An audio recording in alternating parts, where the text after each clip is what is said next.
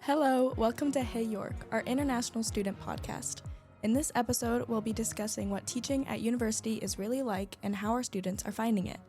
I wanted to highlight the different types of teaching at York, so I've brought together students from two distinct courses to show how academic experiences vary by field of study. I'm Sydney, a master's student from the US studying music, management, and marketing, and I'll be your host for this series. Shagun and Nimra, please introduce yourselves. Hi everyone, I'm Shagun. I'm a PhD student in chemistry. I'm in my first year.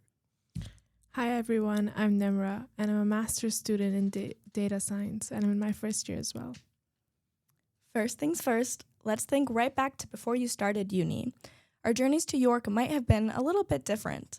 Nimra, can you tell me a bit about your educational journey and what it's been like so far? Right, so I did my undergrad in the American system at the American University of Sharjah, and I did a bachelor's in industrial engineering with minors in finance and data science, which is a very diverse academic background, which then kind of led me to decide I still want to stay in academia and pursue a master's.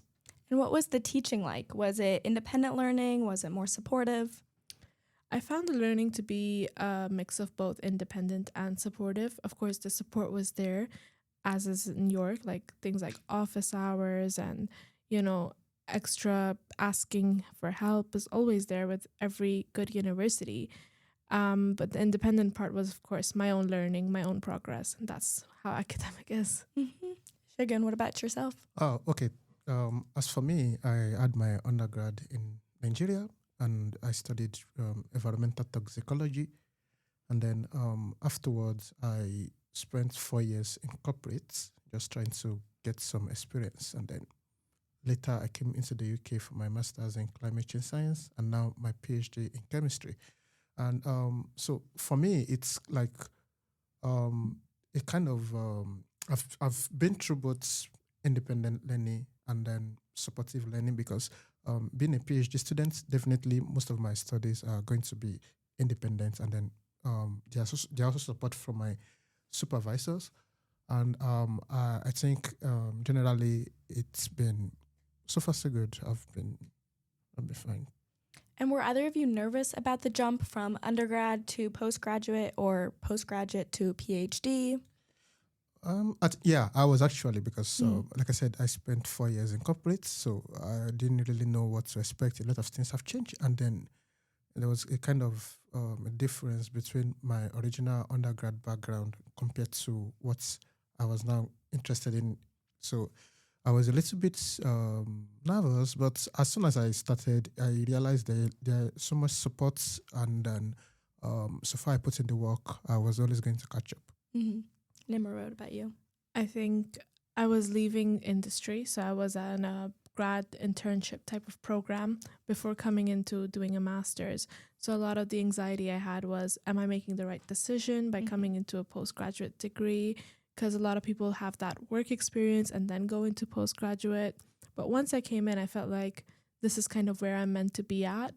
Like, it's just a continuation of the current journey that I was on, and I could start that corporate life whenever, but I won't get to be a student forever. No, exactly. So now that you're here and settled in, let's reflect on the teaching at university and in particular here at York. So to both of you, what's your course format like and what facilities are available to you at York? Have you noticed that you have access to certain types of equipment? Do you prefer lectures, small groups? What's that look like? For me, there are lots of support. So as a PhD student, definitely I have my workspace. I have my desktops, I think about 2 of them. And then on it are the university managed apps. And I think the first day I resumed and I was trying to operate the computers and somehow I was having issues. I was able to reach out to an IT support who is actually based in the building, and immediately he came over and I was able to help. And then alongside that, I also take modules in my first years with the, I think, data science master's course, because I was also trying to build some skills I feel would be very relevant to my PhD. And the support has been very massive because when we go for workshops, and if there's one or two things I do not understand, tutors are always willing to help. I personally really like the library postgraduate spaces. They're quite quiet, peaceful, and like it's just like our own little postgrad community. Additionally, the labs and a lot of the computer science softwares access that I have is pretty great. My particular favorite in terms of my learning, because I have lectures, seminars, practicals, is a seminar in which you can sit together and work in a small group and solve math problems, which kind of brings me back to high school. That's awesome. Now, what teaching support is there and how have you made use of it? Do you feel like you have a lot of time and access to talking to your professors if you need to talk through an assignment or get more additional educational support? Yeah. So there's SkillsForge, which has been very helpful. Like, it is one place where I visit to just try to check which trainee or which trainee is available this week or the next week, and which one can I book into. And I think I also love it because it allows you to assess yourself. It's not now. There's no one placing an expectation on you. It's what you think you need to learn, you want to learn, and you feel would help you post study, and then I get to sign up for them. So it's not like it's restricted to certain person or whatever. So once I book into that, I enter sections and I get those skills. And using those skills, it's like an added, should I say, an added learning compared to what I'm also already getting from the modules themselves. So I've particularly found SkillsForge very useful. What about you, Nimra? Has there ever been a time that you were struggling and you had to ask for help with a professor and they were able to help you? Yeah, so it wasn't more of an academic struggle, whereas more of like me kind of deciding what is going to be my next step. So I had a conversation with one of my professors where we were like, what should I do in terms of my career? Like, now that I have a master's, like, where am I supposed to go with this degree? Like, do I go into academia? Do I go into industry? And if which parts of the industry, because I have a very diverse degree. And I think he really helped me out with just understanding that, like, how I want to build my career is just, him as an expert guiding me, like telling me, right, look at these companies, because, you're going to have like not just a grad scheme, but you can move on into a full-time role. It's more promising. And because they're kind of experts in the field, so they know the best. So I think if you ever need career advice, go to your professor first. They probably are the expert. That's what I do all the time.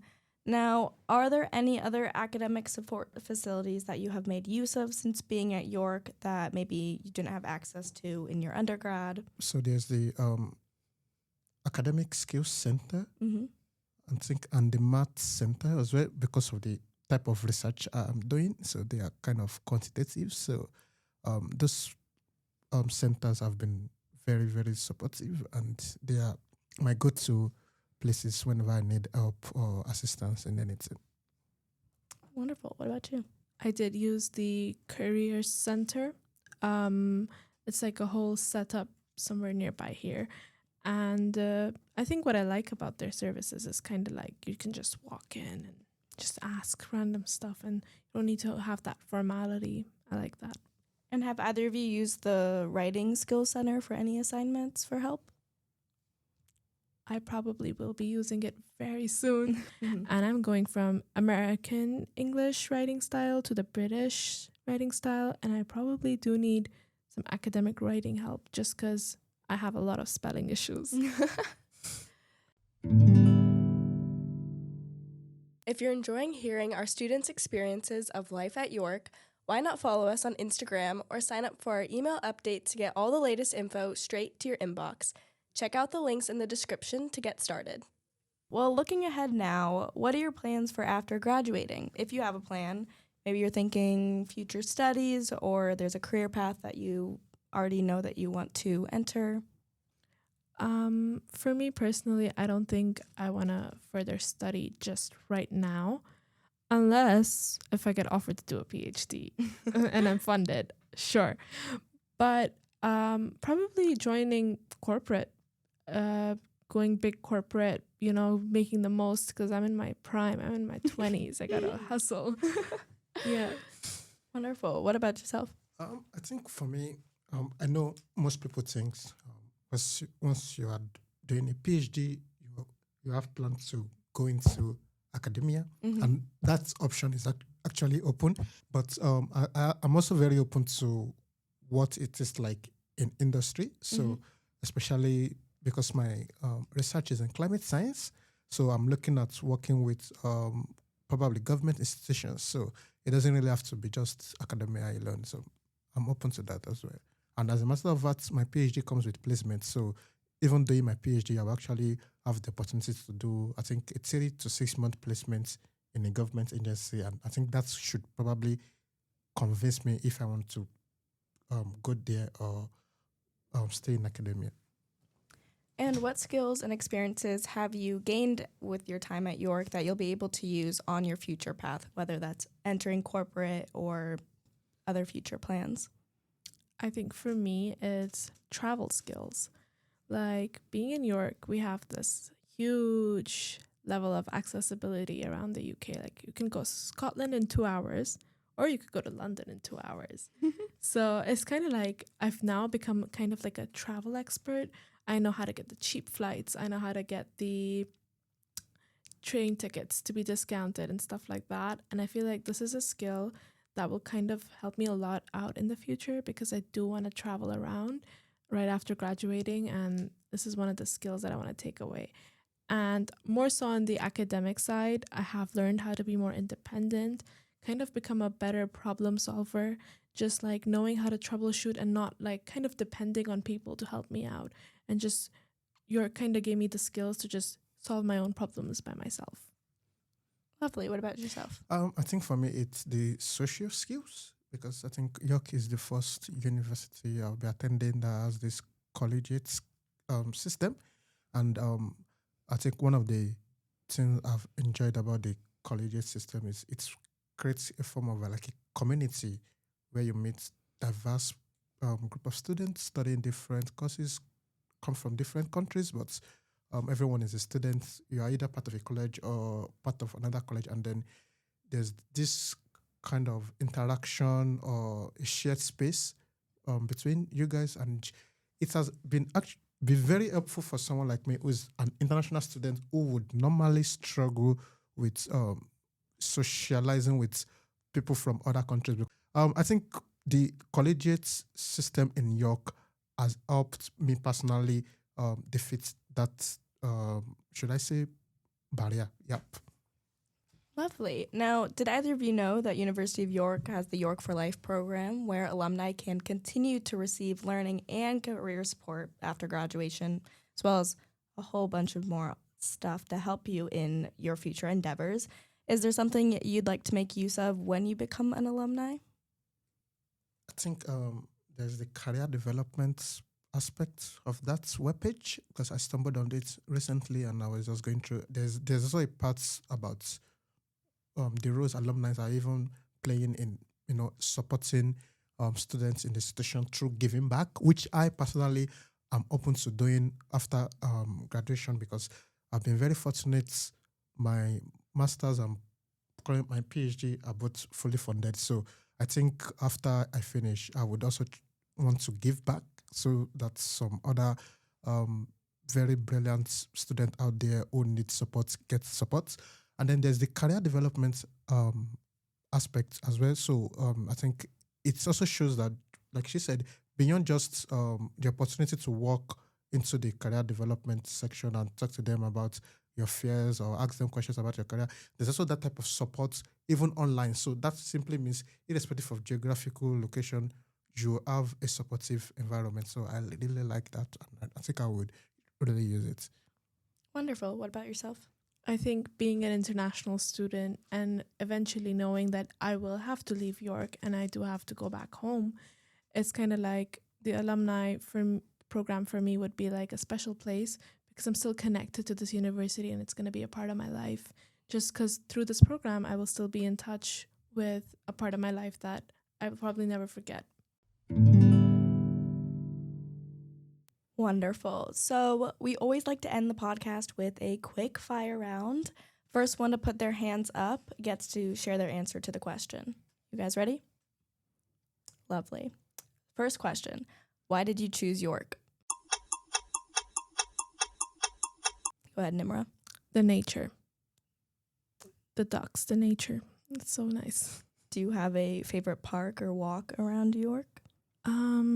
Just that place called Ron Cook Up Campus East, where the lake is. It's a good spot. A lot of geese there, that's for sure. Mm-hmm. All right, question number 2. Where is the best place to eat in York? Go ahead, Nimra. Rico's Peri Peri. Really good peri peri chicken near the railway station. Number 3. Where is the best study space on campus? The Fairest building, and that is because it is an interactive study space, like, a space where you can put your laptop, you're trying to study, and then you also have interactive screens behind you. So it's kind of, it is really relaxing, basically. Yeah, it's relaxing. It's a relaxing place to study. And where is it on campus again? Fairest building. Okay, last question. What's your favorite memory at York? My favorite one would be the boat ride. Yeah, there's a boat ride. I think during the early first few weeks of resumption, and it was organized by the Wentworth Graduate School. So it provides an opportunity for some of us who are new to York to get to tour the city, but not through the roads on water. So it's kind of, and the views are marvelous. It's a memory that will stick with me for life. Definitely. Oh, lovely. Now, my final question to you both is, if you could send a short voice note to yourself before you started at York, what would you say? Are there any top tips you would give yourself or a piece of advice? Okay, so I think a piece of advice I would give myself is resume early if you can. And the reason why I'm going to give myself that piece of advice is that is the best time to enjoy York before the studies starts. Yeah, before the studies start. I think it's also the best time to connect with a lot of students, make friends before the studies start. Because once study starts, you are going to, the only set of friends you make are going to be study companions. And then you won't have time to for many other stuffs generally. What about you, Nimra? I think the biggest myth I had was that it'll be a very lonely, antisocial experience because, I don't know anyone here, and that's not true. That's not going to happen. You're going to find people. You're going to have amazing experiences. Try new things. Don't be afraid to put yourself out there. Try things that, you wouldn't normally do, like experience the British culture, go to a pub, experience that. Try out these new things because you never know when in your life you're going to come back and do these things. Yeah. Both great pieces of advice. Well, that's all we have time for today. A huge thank you to our guests, Nimra and Shigun, for sharing their experiences of teaching at York. And don't forget to follow us wherever you get your podcasts. As always, we'd love to hear from you, so please do leave a comment. And bye for now.